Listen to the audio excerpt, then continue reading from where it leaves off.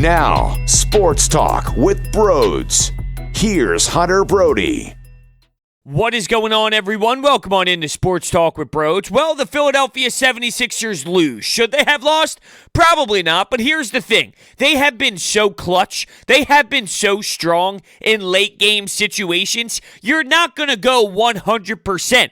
The fact that they came back and battled down once they were down 5, that's impressive to me. When Trent hits the big 3 and Damian Lillard hits a 2-pointer to put the Portland Trailblazers up 5 points, the Sixers bounced back and they fought back just like they did all season long. Now, it was unfortunate that the last play wasn't better, and it was unfortunate that Tobias Harris did foul Carmelo Anthony, whether you like the call or you don't like the call. Truth is, Carmelo Anthony was fouled, and he deserved to get to the free throw line, and he did what Carmelo Anthony's supposed to do, drain those shots. And all throughout the fourth quarter, specifically early in that frame, he was sensational. I thought it was 2006. If I walked outside, I wouldn't have put a damn mask on. That's the truth, because I thought it was 2006, and Carmelo Anthony was a Denver Nugget. That's how special he was when that team needed him to be, and it was somewhat enjoyable. It almost brought back the good times because I loved Melo in his prime. So there was a tiny bit inside of me that was enjoying those moments of seeing him kiss it off the glass, whether he tried to or not. He was making shots fall with these. It was great. But getting back to my point with the Sixers, when it was a 5-point game, Joel Embiid came up with a mid-range jimmy that he consistently drills, and it's remarkable. And after, was it Jones Jr. missed a dunk? The Sixers get out on a nice push. Ben Simmons passes it to Seth Curry for 3 to tie up the game.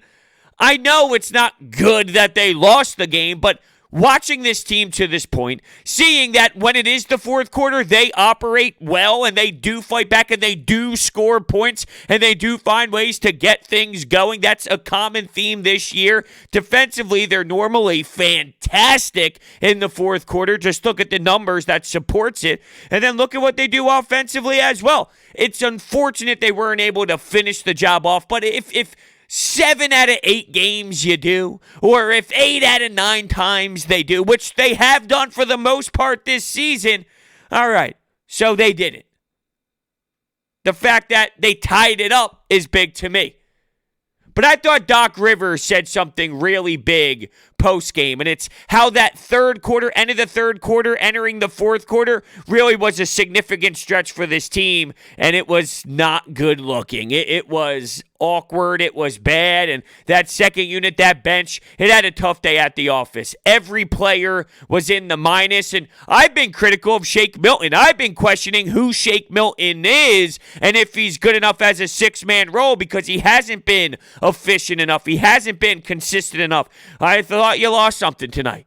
Maybe tonight was a game that showed me, well, maybe Shake Milton is a crucial part to this team when it comes to being able to operate and get set. And when things need help from that second unit standpoint, Shake Milton was able to calm the team down. Now, to be fair, you can still miss a piece like Shake Milton and still see his value, yet also question if that piece is still good enough for a championship caliber squad. I still question if you need to upgrade that secondary ball handler, if you will, but it's clear and it's evident that without him, the bench unit was slow. The bench unit was all over the place, sloppy. I think sloppy is the best way to describe it. And it wasn't just the bench unit. You saw Tobias Harris with the poor performance. He finished the day off 4 of 12, and he did not hit 1 3-pointer. So uncharacteristic from a Tobias standpoint this season. Danny Green, not his best night. And the Danny Green slander, once again, I'm going to bring this up. I think it's ridiculous to criticize him. I saw someone put out there that he's basically Al Horford. In what universe is Danny Green and Al Horford relatable? Danny Green isn't nearly on the same contract that Al Horford was. He's not playing the same position as Al Horford was. Al Horford was a brutal 4 playing next to Joel Embiid. Danny Green, by the way, is a one-year trade-off for what you had to do to get rid of Al Horford. And he might have had a tough night and have tough nights too. He's a shooter! How many times do I have to describe to you what a shooter is like in the NBA? Tough nights, great nights. Welcome to a shooter. You want to get another shooter? That's fine. Guess what? You're going to hate him half the time too, and you're going to love him the other nights. So Danny Green's on the back nine. This is part of the Daryl Morey process. You don't snap your fingers when Daryl Morey steps in, and all of a sudden you have every single piece fixed. You had to take on something to get rid of Al Horford. Is Danny Green the greatest shooter in the history of the NBA? No. Is he the purest form of Danny Green? No. But I don't know what you expect with one offseason of Daryl Morey. Excellence with ease? When you get rid of a dumpster fire contract, you think you just get the best result possible in return? No, there's going to be a flaw in your return. And guess what? If Danny Green is your flaw, you're in a good position. All right? That's not the worst flaw that you can take back. I'm just hypothetically throwing a name out there. You're not getting a Harrison Barnes back who's a bum on a big-ass contract. You're getting back a streaky shooter with a championship pedigree that can bring it defensively. He had a tough night, and he has tough nights. The slander to him is ridiculous. It really is. I can't comprehend it, honestly. Let's get to Ben Simmons. I thought Ben Simmons was sensational in this game. That Ben Simmons, I love that Ben Simmons. I drool over that Ben Simmons. And I will say that Ben Simmons is out of the hate the face mode for me. There was a stretch this season where he was a hate the face. He's learning and getting out of that, right? He's learning that he's in that category for me, so he probably knows, and he's like, oh, I can't be on Brodes' bad side, so he plays that way. There is something that does upset me, though, and it's something that Ben Simmons has... It's been a common theme with Ben Simmons, I should say. There's normally a lot of noise and something that fuels him. He needs something to really piss him off. He needs a lot of noise and a lot of buzz for him to really step up and almost want to flip everybody off. When he does flip everybody off, though, it's impressive. It's loud. You can hear it. You can see it. Because he shows everybody off, and then it's like, wow, that's in there? That's the Ben Simmons that you are capable of being, but you're not at a consistent level? You're not that version at a consistent level? Huh, well, that's frustrating. And I just wonder if he feels he's going to get snubbed of an all-star game, if that's what's fueling him. And here is what upsets me. It should not take that for Ben to play this explosive. It should not take the fact that he thinks he might get snubbed out of an all-star voting for him to really ball the way that he's balling. He should do it because it's natural. He should do it because he's capable of doing it. And I really do believe that it takes something for Ben to really be this version of Ben. But why? Why does it have to be that way? I loved that version of Ben Simmons. You saw Damian Lillard all over the place when Ben Simmons was locking him down. And I was even cheering. I had my hands on my knees, clapping big time during those late possessions in the fourth quarter when Ben was putting the clamps on and Dame couldn't get a lick of separation. I even liked, even though it resulted in a foul, I liked what they did from the inbound perspective when Tobias Harris was on Carmelo Anthony, and as soon as it looked like he was going to make that inbound after Ben made the foul with 5 seconds left on the game clock, that it almost confused what the Trailblazers wanted to do. It got it out of Damian Lillard's hands, which you want that to happen. It did end up resulting in a Tobias Harris foul, but I like that look, that confusion. It clearly did make the Trailblazers go in another direction. They were going to go to Damian Lillard. It's Dame time for a reason. It resulted in the foul, not what you want to see, but I didn't mind it. But getting back to my point of Ben, what he was doing all night, Dame had 19 points in the first quarter. In the first quarter, he was getting fouled up by the perimeter, Matisse Thybulle. He was making shots. Now, you knew that it was eventually going to stop. It had to have. There's no way that you can consistently shoot the rock that way, at that rate, at that efficiency, but he was magnificent. I thought Ben had a first quarter that was awesome, which he did. He had a great steal, which led to a Joel Embiid fast break dunk. He had an awesome block by the backboard, just swatted it, pinned it against the backboard. That was lethal. Ben was scoring points, double figures, amazing. Ben was awesome in that first quarter. Damian Lillard, though, was even better. Ben, he changed that game defensively. Damian Lillard could not get shots off smoothly. He could not get good takes to the basket as easily as he normally would. Ben Simmons was great all around. His stat line he was just shy of a triple-double.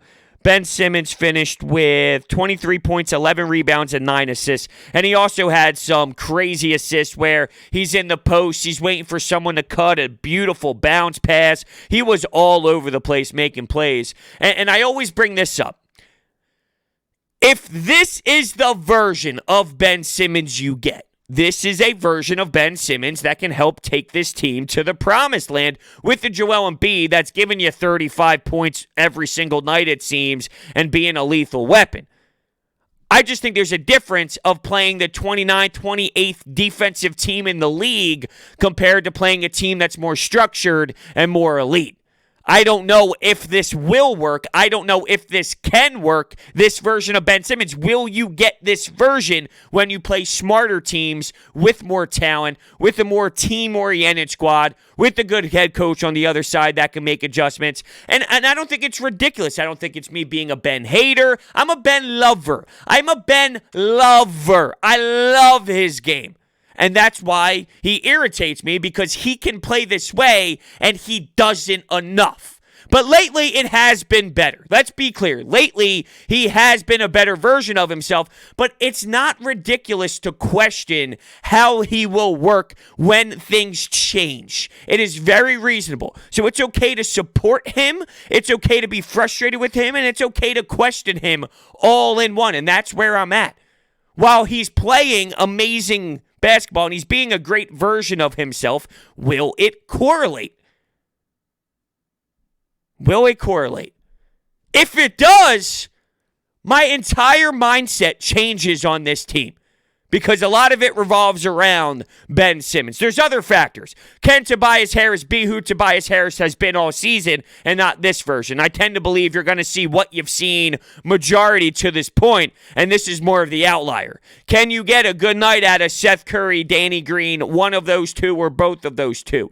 Can you get good support off the bench? There's more involved, but if Ben Simmons, if this is the defense that you get, and I'm not questioning the defense that you'll get later, it's really just about the offensive spacing.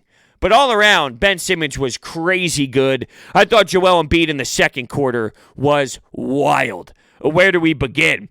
There was a play on Cantor where he faces Cantor up, and after he faces Cantor up, he decides to back him into the post a little bit, and then he faces him up again and throws a nice little come on, what's the word I'm thinking of? Like a little floater.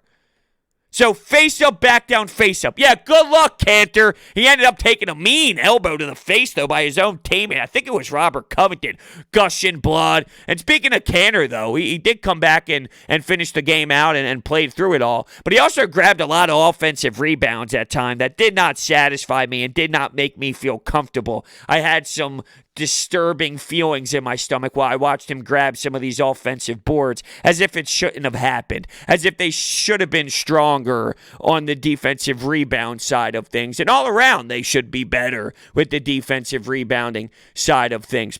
But yeah, that moment with Embiid, it just shows you the versatility. He had a fadeaway. This was right before the second quarter ended. Right before the first half ended, the second quarter was ending. And he had this fadeaway play on Robert Covington, maybe about 8 feet or so from the basket. Smooth as butter. There was a help defender coming, but he got the shot off before that, and it didn't matter anyway because he was fading away. And in the replays, when they showed the slow motion, it reminded me of Kobe. It really did. The 7-footer reminded me of Kobe when he does that spin away, fade away. And here comes two defenders. You got Rocco and the help defense coming. It was absolutely 100% a shooting image, a still frame image of Kobe Bryant. I had the goosebumps and the chills just thinking about it. Not only that, there was a miserable play by the Trailblazers where they didn't touch the ball, it went out of bounds, and then the Sixers had the ball underneath the Portland Trailblazers basket right after that fadeaway. And what did Joel Embiid do? Well, he kissed it off the glass. Did he mean to do it? Probably not. Kissed it off the glass, though, and the Sixers were up 3 at halftime, which is crazy because you ready for these numbers? The Trailblazers shot 9 of 18 from 3 at the half, while the Sixers shot 2 of 13 from 3. So how are you up in the basketball game when that's the numbers that you're seeing? It's pretty wild to think about that they were in the situation that they were in. And speaking of wild, I'll tell you what's wild. Orbit Energy and Power. They are the best in the business. I say wild because they do such a magnificent job with your home. With over 20 years of experience in the solar industry, they are home to your solar experts in residential and commercial projects. They are dedicated to making sure your project is completed easily and properly by using high-quality materials and trained professionals to get the job done right. They even take care of their permitting and fees right there in the office. Their solar program eliminates your electric bill completely. No risk, no need for investment. They also provide water purification systems, backup energy services, battery storage, and more. Check out their information. It is all down below.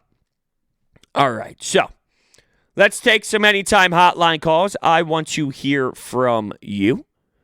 As always, the phone number is 856-442-9805. You can text in. And how about Doc Rivers, though?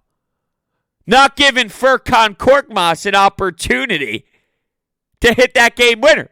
They showed all the highlights, and weirdly enough, I was watching the TNT broadcast. Now, what I do is I have the Xfinity app on my smart TV, so I don't have the cable boxes. I watch through the Xfinity app.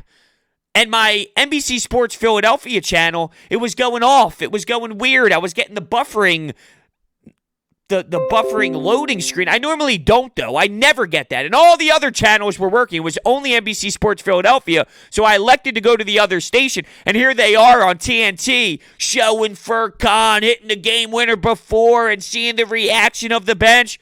Come on, Doc. How are you going to do him dirty like that? You can't disrespect Furkan. That's unacceptable. I won't allow that. I can't allow somebody to actually disrespect Furkan Korkmaz, right? How dare you?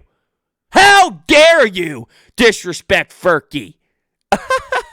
Speaking of that last play, though, it was obvious that Doc Rivers was not happy with the play that was called, and he even said I probably could have done a better play than that. He was snippy in the postgame. He gave a couple shots back at some of the media questions. Someone asked about challenging the play on Tobias, and he said, well, you guys normally forget that you needed that. Without that, if you fail on that play to challenge, you don't have that last time out. And if you don't have that last time out, you don't get that play towards the end. So sometimes you forget that. And then he was also asked if Ben Simmons, if you ever thought about switching Ben Simmons to Melo later in the game. And he said, did you see Damian Lillard's stats when Ben Simmons was on him? You can't have him guard everybody. He gave a little bit of pissed offness, if you will. And I kind of like that from the coach. I like the snippiness. Good, coach. Shows me you're fired up, too. All right. Speaking of fired up, I don't know what we're going to get from the Anytime hotline here, but let's see. It's a late one. Lots of phone calls for a late game that ends at 1 a.m. Go on, bro. It's a tough loss. It's a weird one for me to analyze. I just really feel like the Trailblazers were hitting every single three. We kept saying they can't keep hitting their threes all game, and that's exactly what they did. So it's a weird game where there's not like one tangible thing where I feel like I can really just point out and say, like, this team sucks. The only thing I will say, Furkan Korkmaz is so bad. He should not be playing 26 minutes a game. That's just ridiculous. But besides that, I'm not too upset over this loss. Obviously, I would like to get it. I thought the final play call was a pretty bad play call. I would have hoped to get the ball to Embiid. Other than that, tough loss, but not too broken up over this one. I'm not either. And with Furkan, I think he logged more minutes because Shake Milton wasn't available, and that kind of changed the rotation and changed how Doc Rivers had a bench. It really did. So I think that's one of the reasons why Furkan played the minutes that he did. And after the dunk, I got blown up, right? Every time Furkan does something, my phone gets lit up nonstop. Zzz, zzz, zzz, zzz, zzz. That's my phone ringing and vibrating on the couch when the text messages happen. At least, I tweeted this out during the game, at least my phone doesn't blow up whenever Furkan Korkmaz doesn't do something, because damn, I would need a new phone number, because that's majority of the time. So when he had that flashy dunk, I got the Korkmaz text. Come on. But I'm with you when it comes to the caller with this game. Look, they were involved. They came up with big shots late. Did they come up with the biggest shot late? No. But a common theme with this team is when it gets later in the game, they do tend to make big shots, and you're not going to go 10 out of 10. You're not going to bat 1,000. And this is one of those losses where I chalk it up to that. Now, if this continues, well, then we're going to have more issues. But to this point, it hasn't been a serious problem for me to be too worried. If it continues, let me be clear, if it does continue, then yeah, I'll change my opinion. But to this point, based off the track record, how can I be, all flustered insanely about it? Yeah, what's up, Brodes? John from South Jersey. I'm down to with 3.1 seconds left. You got the man with 35 points in the game. He's getting doubled in the paint. I get it. You set a screen. You get him in one-on-one, or at least to where he can catch the ball. It's Joel Embiid. You know he's going to get a foul call. You're not by 2. He's going to get to the line. You just know he is. And Ben, I don't know if it was Ben or if it was Doc's play calling. I don't know what it was, but, Doc Rivers blows another fourth quarter lead, up by 8, and, somehow blows it. I don't know where to even, I know it's only one loss, and they can't defy the whole season, but you just can't lose games like that. All of our games that we've lost are like that. Blazers twice, Cavs. We almost lost to, I forget who we almost lost to last week. We won by 1 or 2. I don't know if all of our games that you lose were like this. There's been games where they got blown out. When they lost to the Trailblazers before, everyone was all rattled because they didn't have all their players, and they kind of got blown out. And there's games where they weren't involved from the jump, and everyone gets flustered and pissed off that they weren't mentally engaged and all. Not many games really came down this way with their losses. Some of them have just been one of those nights, one of those regular season nights where you don't have it, but not to this level. And sure, they had the lead and it slipped, and the bench had fault in that, right? Their bench wasn't as strong. And one of the great lineups is Tobias with a lot of the bench.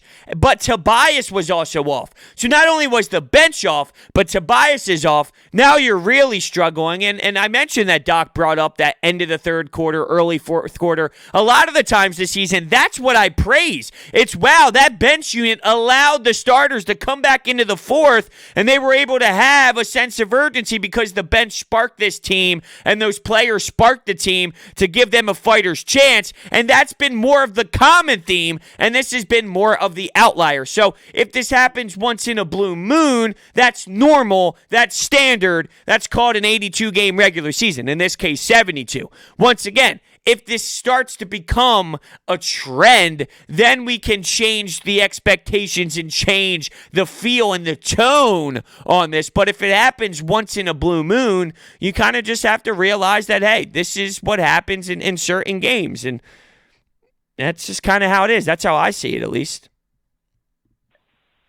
What's up, Brodes?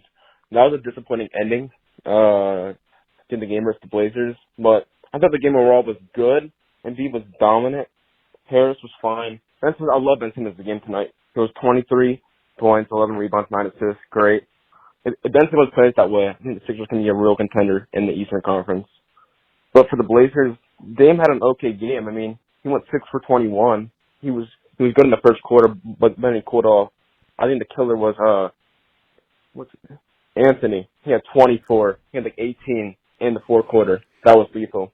But disappointing. The end was disappointing, but good game.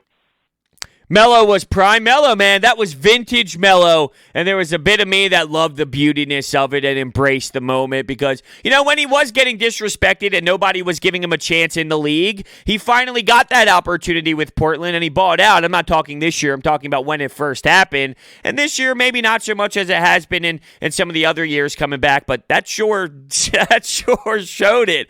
It really did. Melo's prime was unbelievable. It was fantastic. You mentioned Ben Simmons, right? And you said that this version of Ben Simmons can be the difference in this team going far, and I think that is valid, and I think that's one of the reasons why it's okay to be so annoyed and to be so upset when Ben doesn't give you this, because this is the difference in taking that leap as a team. This is the difference on looking at this team as a true championship contender or not. And I guess it's ironic because this team lost the game. So there's so many people, he scored all these points and they lost the game. So, is it really about this version of Ben? If he doesn't score as many points but they win the game, why are you so mad about that? But if he plays like this and they lose, you're happy. Well, there's a difference. Ben Simmons, there's so many things that went wrong here in this game other than Ben Simmons. Tobias didn't give you your 20. If Tobias has been the real Tobias version, which he had plenty of shots to do it,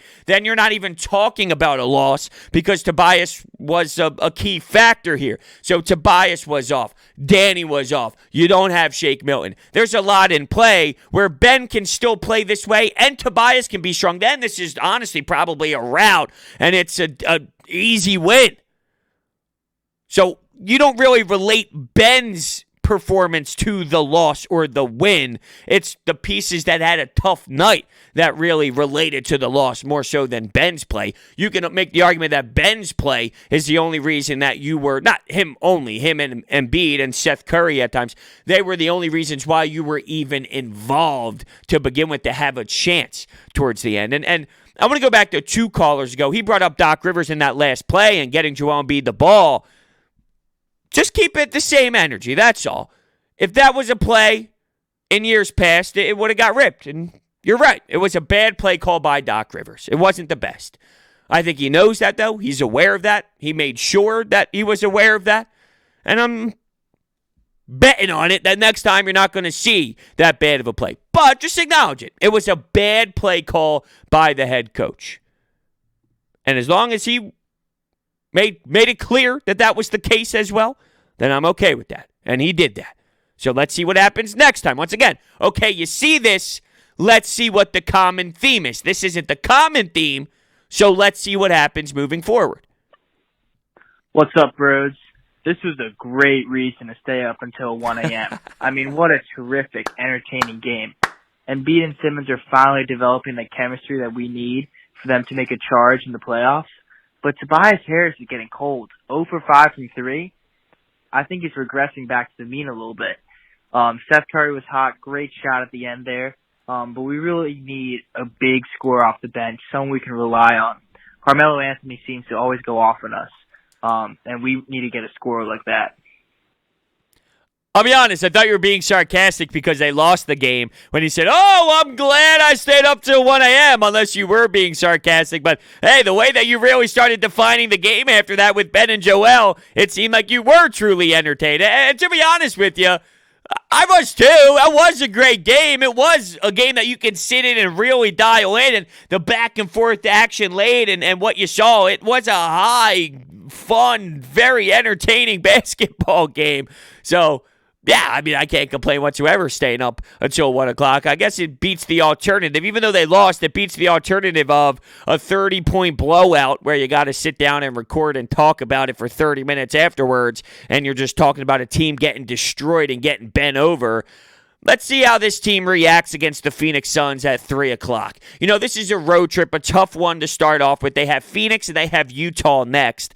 If they end up going 3-1 on the road and this was their one hiccup along the way, then okay. If they go 2-2, it's like, all right. I mean, I'm not insanely pumped up about it, but it's not the worst case in the world either.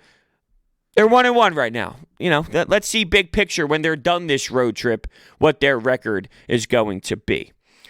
Wow, we got a bunch more hotline calls. I'm a little shocked that at 1 a.m. we're getting this many calls here, but looks like I only have time for one more. So let's play the last one here. What's up, Brodes?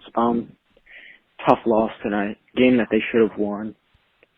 And I think it comes down to the three-point shooting was terrible. And that lost us the game. It wasn't that last pass. The three-point shooting lost us the game compared to Portland's three-point shooting.